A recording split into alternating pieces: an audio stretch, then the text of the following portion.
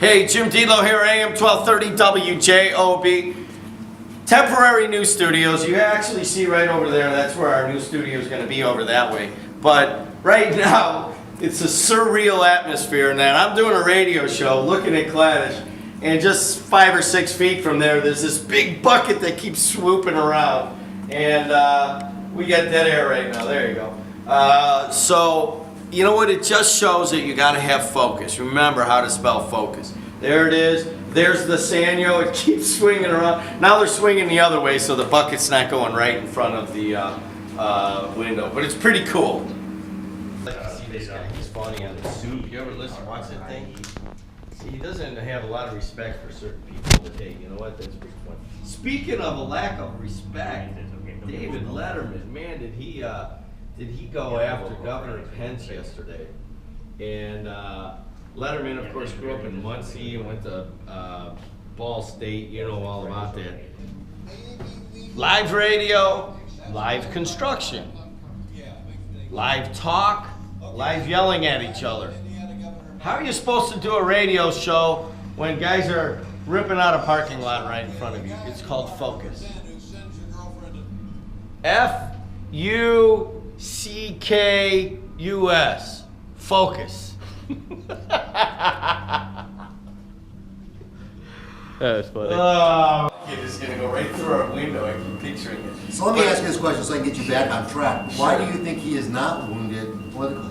Well, I think that before any of this, a week ago today, Thursday, nobody knew who Mike Pence was. 5% of the country. I would agree with you. I would say 75% of the country knows who he is now. With a negative view. But not to all people. A lot of people think he's a hero. Okay, so you've got the people that didn't know about him but agree with him. Now they know about him. Okay, that's one. And then the second part is there's a lot of people that disagree with him, or a lot of people that are indifferent to the entire gay rights issue, and they know who he is. He has a chance to turn that energy from a negative to a positive. In other words, America loves two things. They love people that originally were misunderstood. Okay?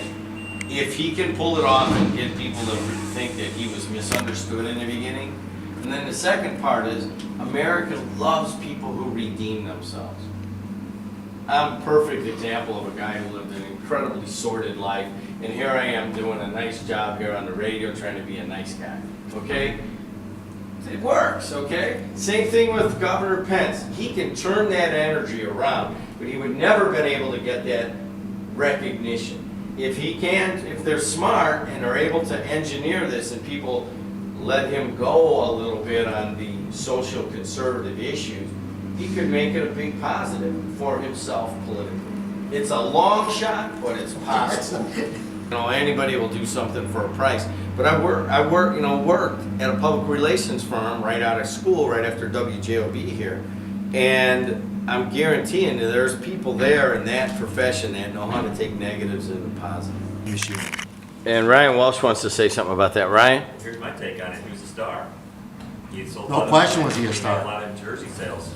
Absolutely. He's very popular, and he's going to probably spend the rest of his life in prison, but this was somebody who had everything. I mean, he's a good-looking guy. He was a star, very popular. He was on one of the premier teams in the NFL, and look at him now. That's what I'm thinking, that they turned their back on the drug test. I think they knew a little bit.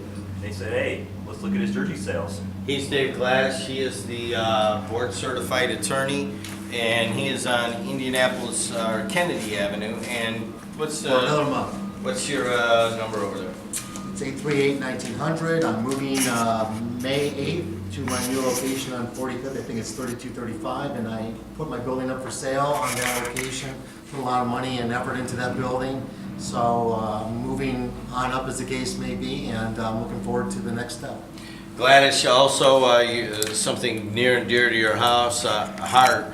Calumet College is having their huge fundraiser. They're having their 50th anniversary trustees ball at the Munster Performing Arts Center. I always put a couple tables together. You're going with us as well. It's I told her I'm not going this year. You're going.